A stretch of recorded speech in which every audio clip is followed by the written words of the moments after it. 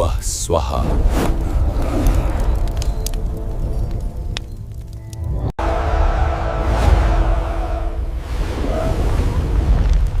विशाल।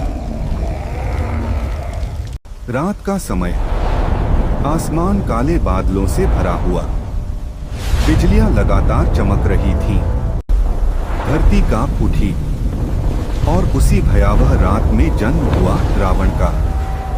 यह कोई साधारण जन्म नहीं था, यह एक ऐसे युग का आरंभ था जहां शक्ति और अहंकार टकराने वाले थे।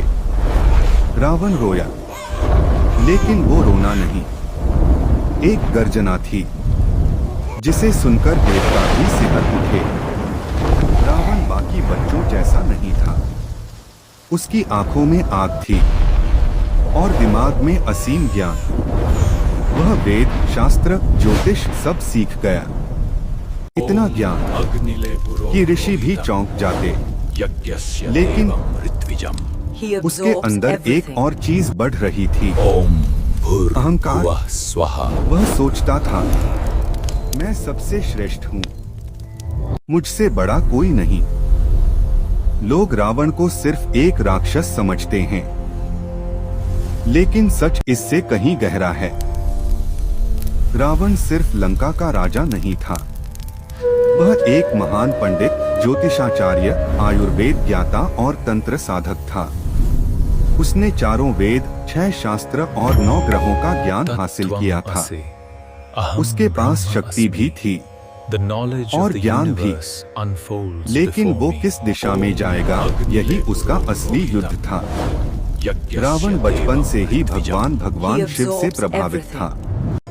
वह सिर्फ पूजा नहीं करता था, वह शिव को जीता था। घंटों ध्यान करता, बर्फीले पहाड़ों में बैठता और एक ही नाम जपता, ओम नमः शिवाय। धीरे धीरे उसका मन, शरीर और आत्मा शिव में विलीन होने लगे। रावण ने तय किया, मैं शिव को प्रसन्न करके ही रहूंगा। वह कैलाश पर्वत के पास गया और कठोर तपस्या शुरू की। कई साल बिना खाए, बिना सोए, सिर्फ ध्यान। फिर भी शिव प्रकट नहीं हुए। तब रावण ने एक भयानक निर्णय लिया। उसने अपना सिर काटकर अग्नि में चढ़ा दिया। 1, 2, 3। हर बार वह ओम नमः शिवाय का जाप करता।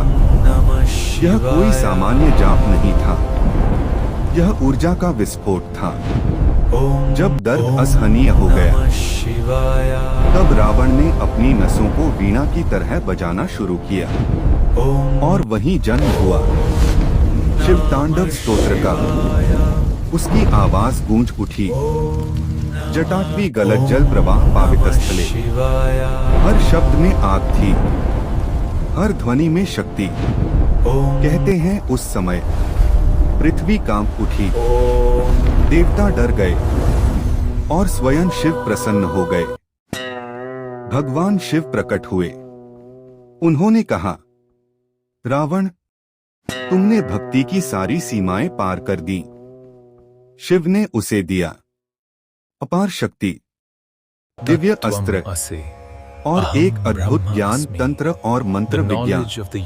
साथ ही दिया एक दिव्य तलवार, चंद्रहास। अब रावण सिर्फ एक राजा नहीं, एक चलता फिरता महाशक्ति बन चुका था, मंत्रों का महारथी। रावण को सिर्फ युद्ध नहीं आता था, वह मंत्रों का राजा था। उसके पास थे नवग्रहों को नियंत्रित करने के मंत्र, मृत्यु को टालने के मंत्र, ऊर्जा को नियंत्रित करने की शक्ति। कहते हैं उसने ग्रहों को भी अपने नियंत्रण में रखा। जब उसका पुत्र जन्मा, तो उसने ग्रहों को एक सीध में खड़ा कर दिया ताकि उसका पुत्र अजय बने। यहीं से कहानी बदलती है। रावण को लगने लगा, मैं शिव का सबसे बड़ा हूं, अब मुझसे बड़ा कोई नहीं। भक्ति धीरे धीरे बदल गई। अहंकार में वह शिव से प्रेम करता था, लेकिन खुद को शिव से कम नहीं मानता था। एक दिन रावण ने अपने अहंकार में आकर पूरे कैलाश पर्वत को उठाने की कोशिश की। पर्वत हिलने लगा, देवता घबरा गए। तब शिव ने अपने पैर से पर्वत को दबा दिया। रावण उसके नीचे फंस गया। डर असहनीय था, लेकिन फिर भी उसने शिव का जाप नहीं छोड़ा। हजारों साल तक वह वहीं पड़ा रहा और ओम नमः शिवाय जपता रहा। शिव ने अंत में उसे मुक्त किया, लेकिन तब तक रावण बदल चुका था। अब उसकी भक्ति में प्रेम कम और शक्ति का घमंड ज्यादा था। भक्ति अगर अहंकार में बदल जाए तो वही शक्ति विनाश बन जाती है। अब रावण सिर्फ विद्वान नहीं था, वह अजेय था।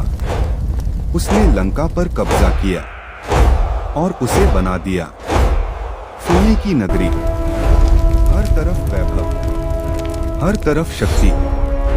रावण सिंहासन पर बैठा और बोला, अब मैं ही संसार का स्वामी हूँ। उसकी सेना अजेय थी, उसका आतंक चारों ओर फैल गया। एक दिन रावण की नजर पड़ी माता सीता पर। सीता भगवान राम की पत्नी थी। रावण के मन में लालच और अहंकार जाग उठा। उसने चाल चली, मारीच को स्वर्ण हिरण बनाया और जब राम लक्ष्मण दूर गए वह साधु बनकर आया। भिक्षाम देहि। जैसे ही सीता लक्ष्मण रेखा पार करती हैं, रावण अपने असली रूप में आ जाता है। आसमान अंधेरा हो जाता है और वह सीता का हरण कर लेता है। यहीं से रावण का पतन शुरू हो गया। जब राम को पता चला तो उन्होंने युद्ध का निर्णय लिया। वानर सेना तैयार हुई। हनुमान लंका पहुंचे और पूरी लंका को आग लगा दी। रावण क्रोधित हो उठा। अब युद्ध होगा। तीरों की बारिश, धरती कांप रही थी। रावण अपने 10 सिरों के साथ विकराल रूप में खड़ा था। हर सिर एक अलग भाव, क्रोध, घमंड, ज्ञान, भय। वह चिल्लाया, राम तू मुझे नहीं हरा सकता। राम शांत थे। उन्होंने ब्रह्मास्त्र उठाया। जब अहंकार सीमा पार करता है तो उसका अंत निश्चित होता है। राम ने तीर छोड़ा। तीर सीधा रावण के हृदय में लगा। रावण धीरे धीरे गिरा। मरते समय रावण बोला, मैं हार गया। दूसरों से नहीं, अपने अहंकार से। राम ने कहा, तुम महान थे पर खुद को जीत नहीं पाए। रावण बुरा नहीं था, वह एक महान विद्वान था, लेकिन उसका अहंकार ही उसका विनाश बना। जय श्री राम। धन्यवाद।